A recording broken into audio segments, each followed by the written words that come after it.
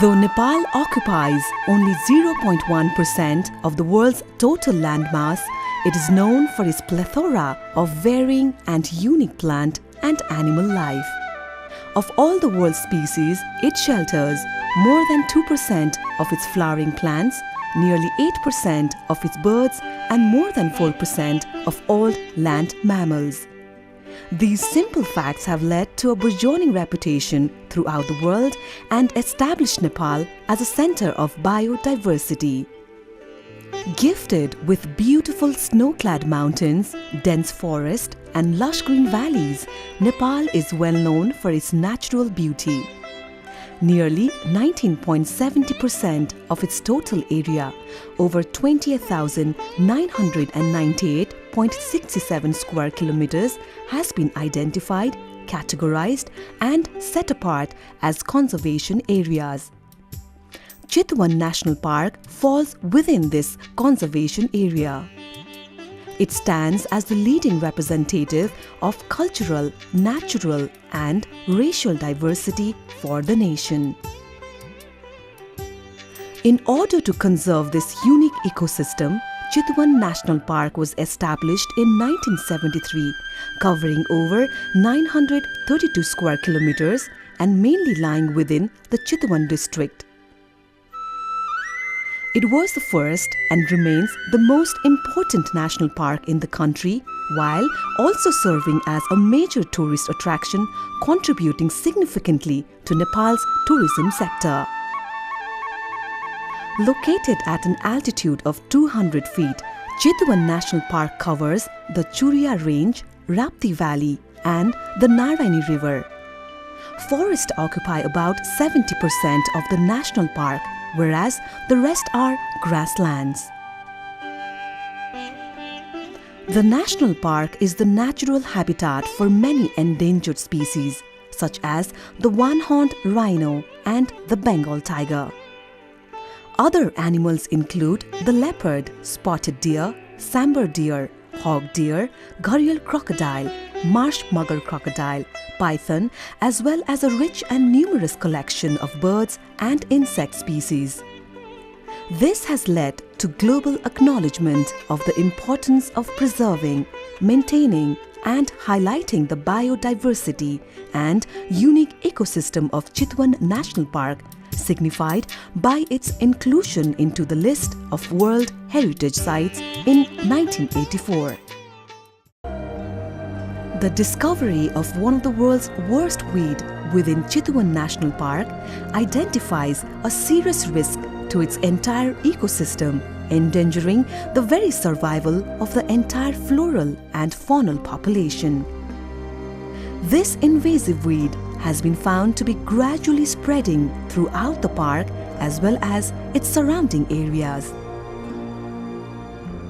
In November 2007, the executive chairperson of Save the Environment Foundation, a Nepalese NGO, Chanda Rana, initiated the first major study of the condition and effects of this wild weed on the ecosystem of Chitwan National Park. 2007 को पुस महिनामा म चितवन गैंडा wild life camp 7 वर्षपछि गएको थिएँ अनि हामी बिहान एलिफेन्ट राइडमा जाँदाखेरि चाहिँ मैले चाहिँ गैंडाहरू खोज्ने क्रममा चाहिँ एक्कासी त्यहाँको रुखहरूलाई हेरेँ रुखहरूमा त सबै एउटा नयाँ किसिमको लहराले बेस्किएर बेरेर क्यानोपी बनाएर रुखहरू सबै खङ्रङ्ग सुकेर मरेको जतासुकै त्यस्तो देखेँ र रुखहरू मात्रै हैन घाँसे मैदान र ग्रासल्यान्डहरू पनि कमी भएको र म 7 वर्ष अगाडि जाँदाखेरिको गैंडाहरूको संख्या र पछि जाँदाखेरि चाहिँ गैंडा पनि धेरै नै कम देखेँ अरु जनावरहरू पनि कमी देखेँ र मलाई चाहिँ के भएछ भनेर मैले चाहिँ गैंडाहरू हेर्नुको सट्टा त्यहाँको सबै फोटोहरू खिचेर ल्याएँ अनि फर्केर रिजोर्टमा फर्केपछि मैले गैंडा वाइल्ड लाइफ क्याम्पको भरत बस्नेजीलाई सोधेँ यो के भएको भनेर सोध्दाखेरि उहाँले चाहिँ हो यो 7-8 वर्ष भयो एउटा अनौठो किसिमको एउटा इन्भेसिभ प्लान्ट आएर चाहिँ नेसनल पार्कको जंगलहरू अलमोस्ट 20% जति चाहिँ सका पारिसकेको छ भनेर उहाँले भन्नुभयो अनि मैले सोधेँ यसमा कसैले केही गरेछ भन्दा उहाँले अहिलेसम्म केही गरेको छैन भनेपछि मलाई त साह्रै चिन्ता लागेर अनि मैले त्यो भ्रमणको अवधिमा चाहिँ भ्रमण गर्नेको सट्टा मैले 3-4 दिन चाहिँ पुरा त्यो गाउँ वरिपरि घुमेर गाउँको स्थानीय बासिन्दाहरूलाई पनि सोधेँ, उहाँहरूलाई थाहा रहेछ कि रहन्छु यस किसिमको चाडले अतिक्रमण गरेको भनेर सोधेँ, धेरैजसलाई थाहा रहेछ। तर खासै के हो यसको कारण कसरी हटाउन सक्ने त्यो चाहिँ थाहा थिएन। त्यसपछि रिजोर्ट टाइगर टप्स पनि गएँ म, अरू रिजोर्ट ओनरहरू अनि बफर जोन चिफ भुर्तेलजीलाई पनि भेटेँ। उहाँहरू सबैसँग गर्दाखेरि हो 7-8 वर्ष भयो बाढीले ल्याएको, तर यसको लागि त्यस्तै नै कुनै स्थानीय उसले चाहिँ केही कदम पहल चाहिँ गरेको छैन, तर अलिअलि थाहा चाहिँ भइरहेको छ यो एरियामा भनेर भन्नुभयो। त्यसपछि म तुरुन्त काठमाडौँ फर्केँ अनि काठमाडौँ फर्केपछि चाहिँ म 2 दिनमै फेरि इन्टरनेटमा पत्ता लगाएर यो के किसिमको रहेछ भनेर अलिकति यसको नाम चाहिँ मिकिनिया मिक्रान्ता रहेछ भनेर पत्ता लगाएँ। अनि त्यसपछि मैले 2टा बोटानिस्ट र क्यामराम्यान लिएर म 7 दिनको लागि फेरि चितवन गएर गैँडा वाइल्ड लाइफदेखि टाइगर टपसम्मको मैले फिल्मिङ गरेँ। अनि दोस्रोचोटि मैले सङ्कलन गरेको रिपोर्ट अनुसार चाहिँ मैले जुन 5 2007मा वातावरण दिवसको दिन प्रेस कन्फरेन्स गरेर सबैलाई जानकारी गराएँ एउटा सानो, अनि त्यसले पनि निकै मिडिया कभरेज गरेर के भइरहेछ भने अलिकति मान्छेहरूले इन्ट्रेस्ट पनि देखाए, मलाई इमेलहरूमा पनि खबर आयो।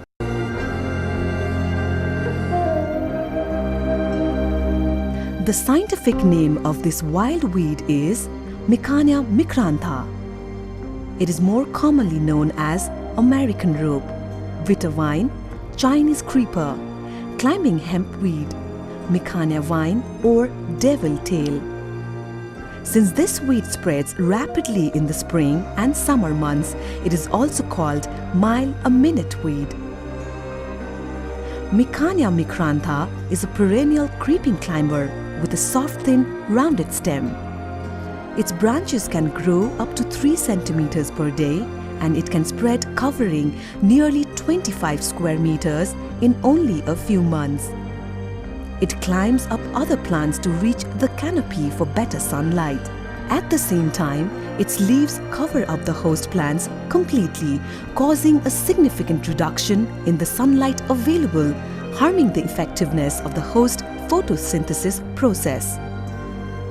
Its leaves grow from the opposite side of the stem and are similar to the shape of the beetle leaves, narrower at the top and wider at the base. The leaves are green in color, measuring from 4 to 13 centimeters in length, and give out an unpleasant smell when crushed. During the month of January, the branches of the plant bear flowers that are white or light green in color. A single plant of Mikanea micrantha can produce up to 40,000 healthy seeds in a year. Its seeds are black in color and are dispersed by air and water. The elizome, a white edible material, is found in the flowers of Mikanea and attracts native ants. The ants then act as a carrier for the seeds, helping in its dispersal and adding to the difficulties of controlling Mikanea's growth. The seeds start to germinate during the monsoon season when the conditions are most favorable for germination. Additionally, new roots can be formed at the stem nodes, which when coming into contact with the ground can give rise to new plants through vegetative reproduction. Mikanea micrantha is regarded as the world's most notorious invader, growing rapidly over other plants and inhabiting the growth of crops and natural vegetation. यसले चाहिँ अब बिस्तारै अब यो मध्यमाञ्चलतिर पुगेको देखेको साथसाथै कपिल वस्तु त्यो भन्दा परतिर पनि त्यहाँबाट के रिपोर्ट गरेको पाइएको छ। अब यसमा चाहिँ यसको इम्पोर्टेन्स यसले चाहिँ धेरै बोट बिरुवाहरूलाई मास्ने, काँसमाथि आएको छ भने काँसैलाई मास्ने, सिरु माथि आएको छ भने सिरुलाई नै मास्ने, अनि यो चाहिँ जङ्गली जनावरले पनि नखाने, अब गाई बस्तुले पनि नखाने, काम नलाग्ने, उपयोगिता नभएको हुनाले अब झन्झन यो चाहिँ बढ्दै गएको छ। यसरी बढ्दै गएको हिसाबले अब एक दिन यो चितवन नेसनल पार्क भनेको बायोडाइभर्सिटीको हिसाबले, जैविक विविधताको हिसाबले एकदम अन्तर्राष्ट्रिय रूपमै धेरै महत्त्वपूर्ण एरियामा अथवा चाहिँ क्षेत्रमा जुन चाहिँ यो बिरुवा आइरहेछ यसले चाहिँ नराम्रो नकारात्मक अवस्था ल्याइराखेको छ। अनि यो बिरुवा भएको ठाउँमा जङ्गली जनावरहरू पनि देखा पर्न छोडिसकेको छ। यसले चाहिँ जसरी यो फैलिँदै जान्छ, अब यो हामीहरूले जुन चाहिँ प्रजातिहरू संरक्षण गर्ने भनेर हामी लागिराखेका छौँ, प्रजातिहरूलाई चाहिँ बचाउने अनि वासस्थानहरू बचाउने भनेर लागिरहेछौँ, यसले चाहिँ यो बिरुवाले चाहिँ निकै समस्या देखाएको छ। यति मात्र होइन, यो चाहिँ खेतबारी भनौँ न भुइँ कटर जस्तो लगाएको ठाउँहरूमा पनि यो आइसक्यो।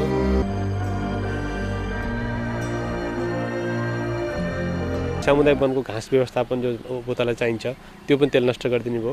यतातिर गएर चाहिँ जङ्गलमा चाहिँ चित्रीलाई नष्ट गरिसकेपछि चित्रीले खान नपाएपछि ऊ चाहिँ मर्छ। चित्री गइसकेपछि तपाईँको बाघ चित्री नै बाघको आहारा हो, त्यो नै नष्ट हुन्छ। र गैँडा पनि विशेष गरी ग्रासल्यान्डमा चाहिँ बस्ने भएको हुनाले चाहिँ घाँसै खाइदिइसकेपछि गैँडाको पनि भोलि चाहिँ यसले आहारमा चाहिँ समस्या ल्याउँछ। र चितवन सन्द हेर्ने भने चाहिँ विश्वको एउटा सिङ्गे गैँडा दुर्लभ, ग्रासल्यान्डकै म्यानेजमेन्ट गर्न नसके अवस्थामा पनि माइकिनेका कारणले गर्दाखेरि भोलि गैँडाको पनि आहारमा चाहिँ समस्या हुन्छ भन्ने हामीले चाहिँ त महसुस गरेका छौँ। Micania micrantha is thought to be a native plant of the tropical South and Central American region. It is most commonly found in the area of forest that lie near rivers and where human habitation is sparse. With its ability to grow at altitudes exceeding 1,540 meters above sea level, Micania micrantha was observed to have rapidly invaded South Asian countries, including India, Bangladesh, Mauritius, Thailand, Philippines, Malaysia, and Indonesia after the Second World War. Fertile soil, relatively high humidity, and plentiful supply of sunlight are the most important factors required for the growth of Micania micrantha. Accordingly, its invasion has been noticed in areas of the world where these factors are abundant, such as forests, grasslands, wetlands, and the edges of streams and rivers.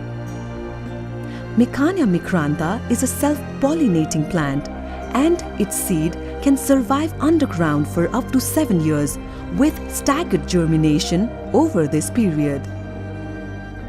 It is said that the first appearance of this weed was observed in different parts of Nepal following the massive flooding in the year 1993. It appeared in Chitwa National Park and the community forest nearby after the massive flooding involving the Rapti and Narani River in 2002. This weed, Bonmara as it's called in Nepalese, is a devastating weed that has been growing rapidly. I believe the first time I saw it was about 9-10 years ago in Chitwan. I presume it's in other parks as well around Nepal and elsewhere in northern India. It's a terrible weed that seems to grow at a rapid rate, not only overtaking small bushes and plants, but as well as 30-foot grasslands, as well as large trees, completely covering their foliage and eventually destroying the trees. यो 53-54 सालदेखि यो निक्लेको पहिला यो चितवनमा देखा परेको थिएन। जब हाम्रो 2050 साल 1994 को बाढीबाट चाहिँ यो आयो कहाँबाट आयो भन्ने केही पनि थाहा छैन अहिलेलाई चाहिँ। अनि यसले चाहिँ धेरै जङ्गलहरूलाई एकदमै विनाश गर्ने कामहरू गरिरहेछ। अब यसको लोकल नाम पनि थाहा छैन। यो पहिला थिएन त थिएन। यो झार आएको चाहिँ 50 सालको बाढीदेखिको आएर अनि त्यसपछि देखिको चाहिँ यो जङ्गल चाहिँ सफा गराउन थालेको। Micania micrantha has invaded approximately 20% of the total area of Chitwan National Park. South अमेरिकाको स्पेसिस हो भनेर भने यसको ओरिजिन चाहिँ अब त्यहाँबाट चाहिँ पूर्वतिरबाट सर्दै कलकत्ता हुँदै अब दार्जिलिङ हुँदै अब पूर्वतिरबाट अब कोसीटप्पू वन्यजन्तु आरक्षीमा त म्यासिभ रूपमा फैलिसकेका छ भएका सिसमका रुखहरू अब ती चाहिँ भनौँ न रिभर एन्ड फरेस्टको सबै कभर अप भइसक्यो। त्यहाँ चाहिँ अब सबै शाखा पारिसकेका छ। यहाँ पनि हामीहरूको यो खोलाको छेउछाउमा किनारमा राप्ती नदीको किनारको जुन चिस्यान बगरहरूमा चाहिँ त्यो प्रशस्ति देख्न सकिन्छ। अब कुम्रो सामुदायिक वनमा भन्नुहुन्छ नि सम्पूर्ण सिसौको बुटाहरू कभर गरिराखेको छ। यो चाहिँ प्रत्येक सिजनमा कसरी एकचोटि त्यो अब अहिले चाहिँ प्रशस्ति आइराखेको छ कि उम्रिराखेको छ। अनि त्यो फुलेर त्यसको फल भइसकेपछि त्यो फेरि मर्दो रहेछ आफै तर त्यसको सिड र त्यसको जराबाट दुईटाबाट फेरि आइहाल्छ During the past 6 to 7 years, Micania has been shown to directly and adversely affect the native plant population in the park. In areas of large infestation, entire native vegetation, which serves as the main food source for the herbivorous animals, has been eliminated. Micania itself is not a food source for animals. The invasion of Micania in Chitwa National Park presents a great challenge in the conservation of the entire floral and fauna of the park. Micania also spreads up to the canopy of tall trees and completely covers them, slowly killing them. This has a negative impact on the local community residing around the forest, which depends upon the trees for firewood, timber and fodder for their domestic animals. घाँस दाउरा हरेक कुरा यो ठुलो ठुलो रुख अब गाई बस्तु चढ्थ्यो अरु यस्तो यस्तो भइमा झाडी घाँसहरु त आउँथ्यो नि वनमा सुन भइदियो यो घाँस गाई बस्तु चढ्थ्यो अरु रुख उबिर्सेन भने गाई बस्तु त खानु पाउँथ्यो तर यसबाट नि बज्जिन्छ अब त्यो वनमा आइदिएको छ भइमा ढड्डी राख्ने आउँदैन त्यो काटम भने त्यसको दाउरा हुँदैन काटम भने घाँस हुँदैन न त्यो बाल्नलाई काम छ न अब घर छाउनलाई काम छ न काठमा काम छ हामीले यो धेरै जंगलमा फैलेको देखेर गाई भैँसी बाख्रालाई दियो घरपालुवा जनावरलाई कुनैले पनि खाएन यो Micania has many disadvantages. The experts have placed it in the top 10 list of the world's most notorious invaders. के गर्न सकिन्छ कि भनेर मैले माइक्रोस्कोपिक अध्ययन पनि गरे गर्दा गर्दै मैले केही बिरुवाहरुमा करिब 1 वर्षदेखि अध्ययन गरिरहेको छु 8-10 वटा एरियामा नेशनल पार्कको छेउछाउतिर र बाहिरतिर खास गरी र त्यसमा मैले एउटा फंगल डिजिज पत्ता लगाएको छु अब अहिले भन्छ हुन सक्छ नेपालको लागि यो नयाँ रोग र विश्वको लागि नयाँ स्पेसिस हुन सक्छ त्यो आइडेन्टिफाई गर्न अझै बाँकी छ खास गरी डीएनए एनालाइसिस गर्नुपर्छ त्यो भन्दा अगाडि गर्नुपर्ने ग्रस भयो माइक्रोस्कोपिक स्टडीमा गर्दाखेरि त्यो फंगल डाइलटेलिया पनि कुनैमा देखिया छ खास गरी यो पसिनिया भन्ने स्पेसिसको स्पे गजानी जस्तै टाइपको मैले देखेको छु स्पोरहरु भेटियो त्यसबाट बढ्दै गएको अरु हाइपीहरु पनि मैले देखे टेलिया भन्छ र यसले चाहिँ नि प्लान्टहरुलाई करिब 50 to 70% रोग लागेको बिरुवामा पातहरुमा यो छ कुनैमा रोगको स्पट नदेखे पनि नेक्रोसिक भन्छ खास गरी त्यो स्पटमा त्यो पात मरेको भनौं न मरेको हुन सक्छ त्यो एरियामा हेर्दाखेरि त्यो देखिन्छ र यो नदेखेको ठाउँमा पनि मैले स्पोरहरु भेटे यो बढ्दै गइराछ भोलिको दिनमा मलाई लाग्छ अब यसलाई पुरै डिटेल डीएनए एनालाइसिस गर्न सकेर यो स्पेसिस हामीले पत्ता लगाउन सक्यौं र यो बाट हामीले कन्ट्रोल गर्ने निकै पोसिबिलिटी मैले देखेको छु The attempt to control the spread of this weed has been initiated at the international level.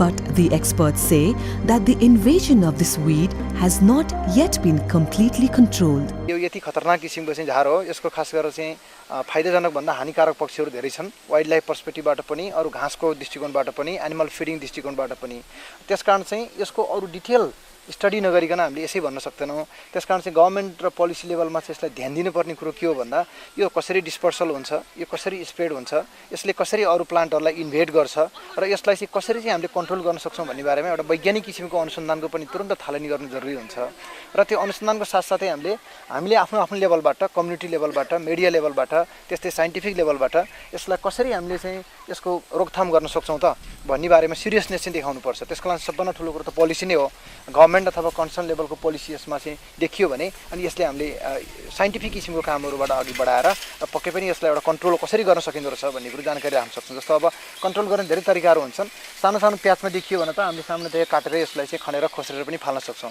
तर यो अलिकति व्यापक रूपमा चाहिँ बढ्दै गयो भने त्यतिले मात्रै पुग्दैन अनि त्यस्तो अवस्थामा यसको चाहिँ बायोलोजीको बारेमा यसको बोटनीको बारेमा चाहिँ थाहा पाउनु जरुरत हुन्छ कसरी यो प्लान्ट चाहिँ डिस्पर्सल गर्छ कसरी यसको प्रोपगेसन हुन्छ मल्टिप्लिकेसन हुन्छ त्यो कुराहरुको साइन्टिफिक इन्भेस्टिगेट गर्न सक्यौं भने कतिपय यस्ता स्पेसिसहरु हर्बिसाइडको युज गरेर पनि हामी खतम पार्न सक्छौं तर हर्बिसाइड केमिकलहरुको युज गर्ने बित्तिकै त्यसमा चाहिँ वाइल्ड लाइफहरुले चर्ने वरिपरिको घाँस पनि विषाक्त हुने भएको हुनाले त्यस पनि हामी त्यति राम्रो उपाय मान्दैनौं भन्दा कम्युनिटी लेभलबाट विभिन्न किसिमको इन्टिग्रेटेड एप्रोचहरुलाई लगाएर यसलाई डोमिनेट गर्ने अरु कुनै स्पेसिस छ कि त्यसको पनि अनुसन्धान हुनु जरुरत हुन्छ यसलाई नियन्त्रण नगरी सुक्खै छैन, धरे छैन। फेरि अब एउटा संस्थाले मात्र नियन्त्रण गर्ने अथवा चाहिँ यो नेसनल पार्कले मात्र नियन्त्रण गर्नुपर्छ भन्ने पनि छैन।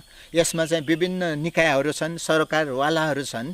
ती सरकारवालाहरू, निकायहरू सबैले सहभागितामूलक तरिकाले अनुसन्धान गर्नु पर्यो।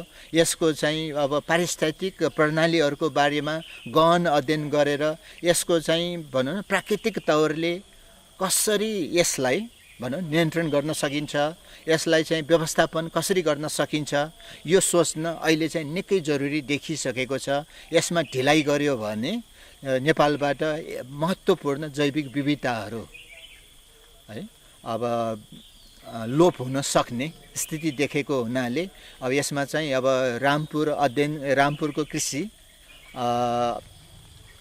अध्ययन संस्थानले पनि यसमा ध्यान दिनुपर्ने हुन्छ। त्यस्तै नेसनल ट्रस्ट फर नेचर कन्जर्भेसनले पनि ध्यान दिनुपर्ने हुन्छ। अब पार्क एन्ड यो नेसनल पार्कले त यसमा छोड्नै भएन।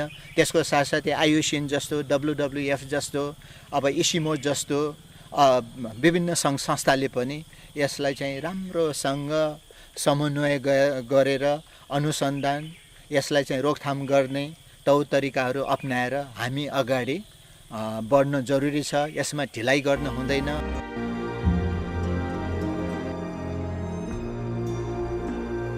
From 1997 to 2003, the Indian government, through research, developed and used fungus, biological and chemical methods, all of which proved to be not feasible.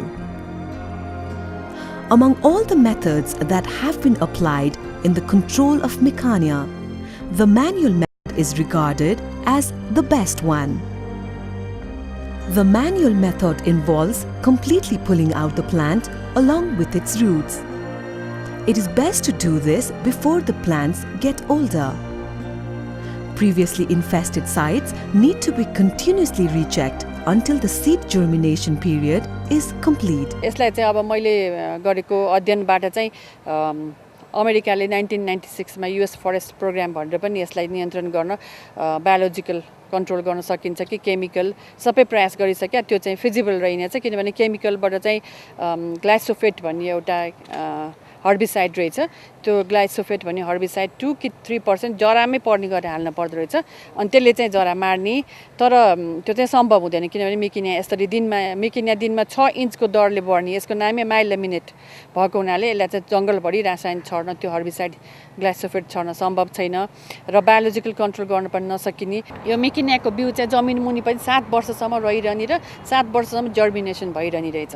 त्यसकारणले हामीले कुनै प्लटमा लिएर यसलाई नियन्त्रण गर्ने उपाय चाहिँ म्यानुअली ब्याग अरू केही पनि छैन। हातले उखालेर फ्याँक्ने, हातले उखालेर फ्याँक्दाखेरि पनि पुरानो बिरुवा भन्दा भर्खर आँकलाई निकाल्यो र कन्स्ट्यान्टली त्यो ठाउँलाई चाहिँ हामीले 4-5 वर्षसम्म निकाल्दै हेरिरहने र यसमा चाहिँ फ्लावरिङ हुन दिने अगाडि नै सबै बिरुवाहरू उखाल्ने। र मैले गर्ने पाइलट प्रोजेक्टमा चाहिँ धेरै इन्फेस्टेड एरियामा लिएर अनि फुल्ने अगाडि यसलाई उखालेर हेर्ने र सेकेन्ड इयर कति ग्रोथ हुन्छ, कति त्यसको फैलिन्छ त्यो नोटिस गर्ने। अनि फेरि थर्ड इयर घट्दै जान्छ कि जाँदैन भने थर्ड इयरसम्मको रिपोर्ट तयार गरेर अनि एउटा पाइलट प्रोजेक्ट सानो ठाउँमा गरेर त्यसबाट हामीले केही उपाय निकाल्न सक्यौँ भने अरू ठाउँमा पनि गर्न सकिन्छ कि भनेर एउटा अप्सन भयो। अर्को चाहिँ अब बाई प्रडक्ट के बन्छ कि यसको त्यो पनि र एक्सपर्टहरूसँग सल्लाहमा यसलाई चाहिँ कसरी नियन्त्रण गर्न सकिन्छ भनेर एउटा पाइलट प्रोजेक्ट गर्ने मेरो विचार छ।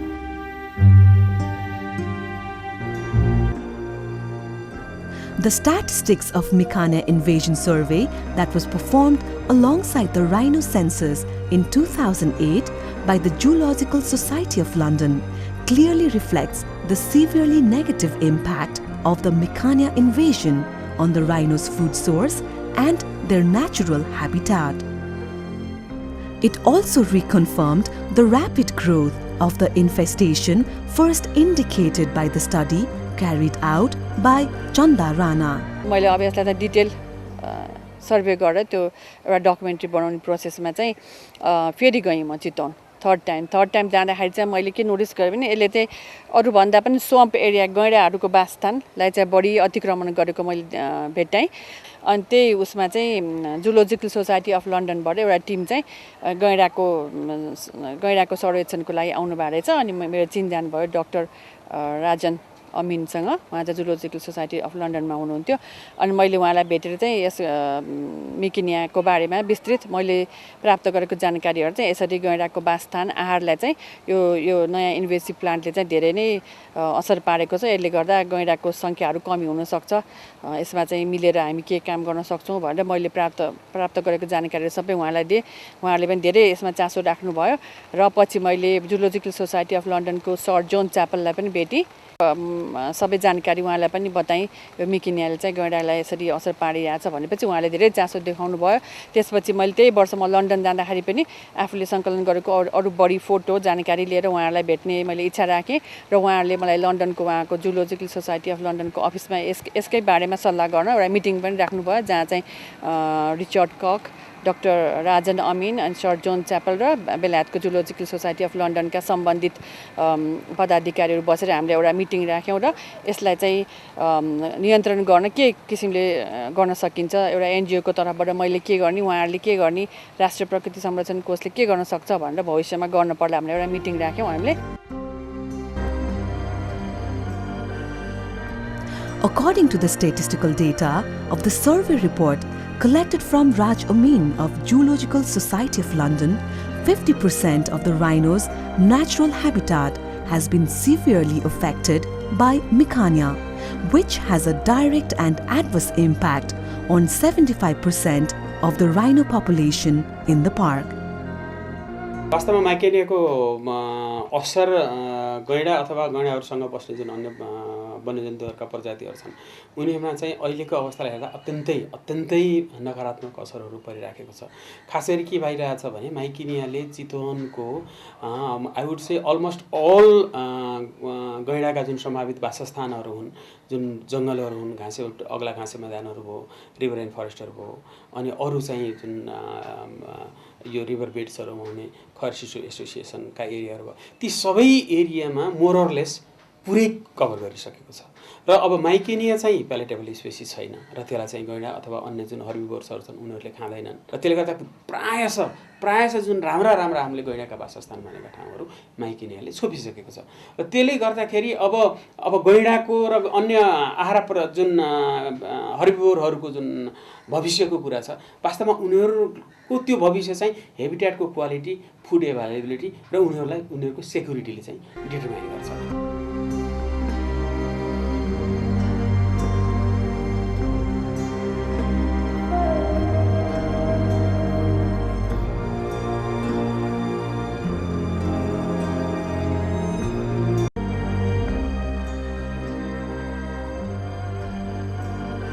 Experts agree that the invasion caused by Mikania should be studied in greater detail, and a study involving thorough statistical data collection and analysis should be prepared. जस्तो आर्मीको पनि अब कन्जर्भेसनमा रोल भयो हुनाले हामी वी आर अलवेज पोजिटिभ होइन, आर्मीको संस्थाबाट पनि जहिले पनि पोजिटिभ भइरहेछ।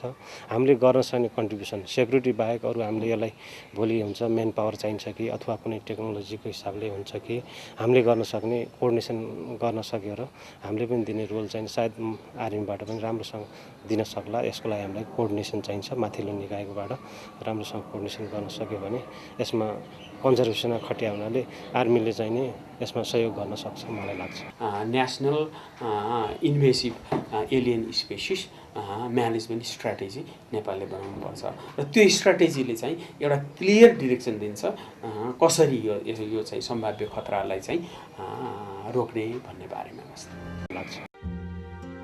This brings sharply into focus the need for a more extensive study, large-scale awareness campaign at local community as well as international level, and immediate action on the part of the concerned authorities, including the Ministry of Forest, the National Trust for Nature Conservation, NGOs, INGOs, national parks, and all nature conservationists. If immediate action is not taken to control this notorious invader, The ecosystem of Chitwa National Park, along with its rich and unique biodiversity, which has led to its being listed as a World Heritage Site, may be at threat.